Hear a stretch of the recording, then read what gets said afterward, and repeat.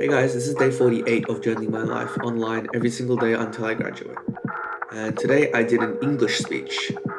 We have this like kind of oral examination that happens at the very end of the year as our last test. Like, so cruel.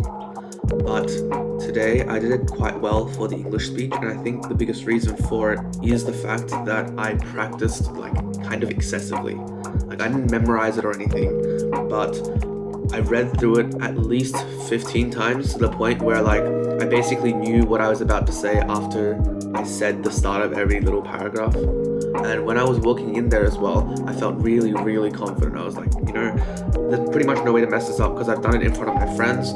I've timed myself a bunch of times. I've even recorded myself, voice recorded myself, checked my pronunciation of all the words, etc.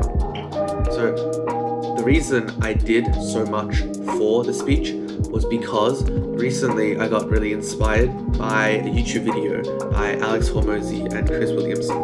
And basically the idea they espoused was that you should do something so well to the point where basically there are no faults. The standard of no faults was really inspirational in the sense that like there is so much work involved that you kind of get awestruck by the amount of work that you're leaving on the table, and then for some reason that makes me want to perfect the thing that I'm doing. So that's what I'm going to do right now for my philosophy as well, which is I'm going to go into every single philosophy we learn. I'm going to break down, this is what I've started today, I'm going to, or have started, breaking down literally every single sentence that they've said in the text that we've learned, and then how each of those relate to other things that they've said or that other philosophers said, and then have a big mind map basically comparing them and having them ideas linked together.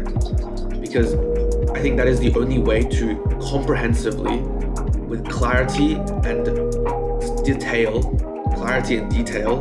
learn some new subject or some complicated subject like philosophy.